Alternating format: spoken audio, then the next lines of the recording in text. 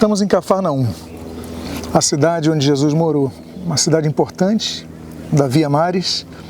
Aqui, por exemplo, foi chamado Mateus da coletoria, o que demonstra ser uma cidade importante para a cobrança de impostos de toda essa região.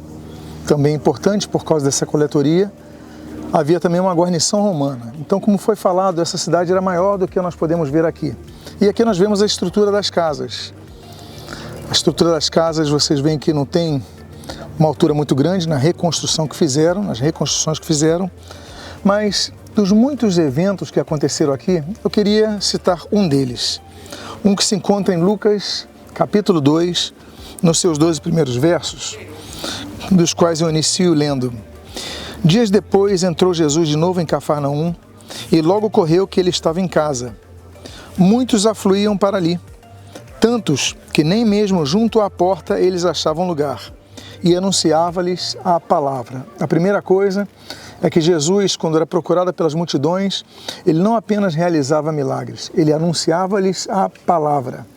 Nós devemos entender aquilo que o Senhor Jesus ele vai falar, Mateus 22, 28, errais não conhecendo as Escrituras e nem o poder de Deus. O cristianismo ele tem que se firmar tanto no poder de Deus, nos milagres, no sobrenatural, como também no ensino, nas Escrituras Sagradas. E o Senhor Jesus então fazia milagres, muitos milagres foram realizados aqui, mas também ele aproveitava para anunciar-lhes a palavra. E diz o texto que alguns foram ter com ele conduzindo um paralítico, levado por 4 homens.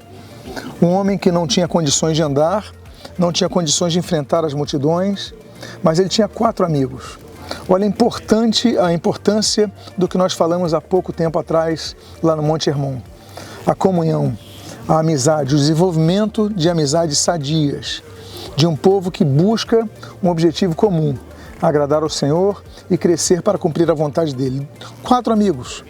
Eu imagino que talvez um deles tenha tido a ideia, vamos levar o nosso amigo que não pode andar até Jesus, esse homem tem operado milagres, ele pode operar o milagre. E então o texto continua dizendo, e não podendo aproximar-se dele por causa da multidão, descobriram o eirado no ponto correspondente ao que ele estava. Então Jesus estava numa dessas casas, não sabemos qual, pode ter sido em outro local, mas a título de exemplo, digamos que seja nessa casa mais alta aqui. Havia um eirado, a parte que as pessoas comiam. E ali então, eles descobriram, olha, o Jesus está no centro de uma dessas casas, vamos subir exatamente no ponto que ele estava acima. E a Bíblia diz, e fazendo uma abertura, baixaram o leito em que jazia o doente.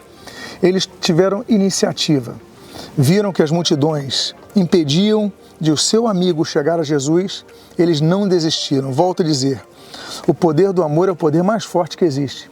Esses amigos amavam aquele homem que tinha tanta dificuldade. Esse homem não fala, os amigos agem. Os amigos veem Jesus, os amigos descobrem um local onde podiam acessar Jesus e eles sobem no telhado. E a Bíblia diz então no texto, fazendo uma abertura. Eles têm o trabalho de fazer abertura. Os telhados não eram como as lajes de hoje que nós temos nas construções modernas. Era mais rudimentar, era mais fácil abrir um buraco, ali com barro, tirando a palha dos tetos. Mas eles fazem esse buraco, eu imagino que caiu poeira em Jesus. Jesus não se incomoda, Jesus não fica chateado, muito pelo contrário. O texto diz, vendo-lhes a fé.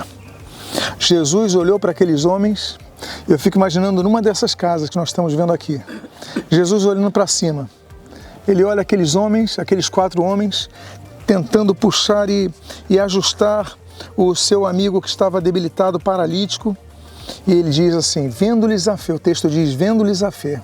Jesus não viu a fé apenas do paralítico, que eu imagino que tinha aquela disposição em ser curado, mas ele vendo-lhes, plural, ele vê a fé de todos. Todos estavam unidos no mesmo propósito. Olha a força da unidade, a força da mesma fé, vendo-lhes a fé. Eles não precisaram pedir nada a Jesus, falar a Jesus, recitar um salmo, cantar uma canção. A ação deles demonstrava o tamanho da fé daqueles homens. E a Bíblia diz, vendo-lhes a fé, Jesus disse ao paralítico, filho, os teus pecados estão perdoados. Em nenhum momento a Bíblia diz que aquele homem pediu perdão a Jesus, mas Jesus conhece o nosso coração. Eu imagino que aquele homem talvez estivesse emocionado, tenso, nervoso com o momento. A chance da minha vida está aqui. Ele não falava, mas Jesus viu a fé e viu o coração. E eu imagino que ele falou: olha, eu falhei muito contra ele. Eu falei muito, talvez eu tenha murmurado contra ele, talvez tenha pecado contra ele. Mas Jesus fala: os teus pecados estão perdoados. Jesus, ele conhece as nossas dificuldades, ele conhece os nossos erros e ele está dizendo: eu perdoo os seus pecados. O que precisa haver? Um coração arrependido. Um coração quebrantado que Deus não rejeita. Um coração que reconhece as suas limitações, Deus não rejeita.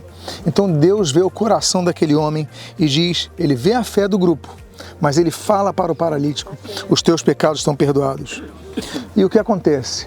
A multidão aplaude? A multidão fica feliz? Não.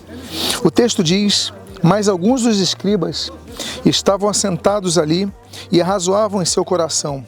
Porque ele fala deste modo, isto é blasfêmia. Quem pode perdoar pecados senão que é Deus? E Jesus, percebendo logo por seu espírito que eles estavam arrazoando, disse-lhes: por que arrazoais sobre essas coisas em vosso coração? O que é mais fácil, dizer ao paralítico: estão perdoados os teus pecados? Ou dizer: levanta-te, toma o teu leito e anda?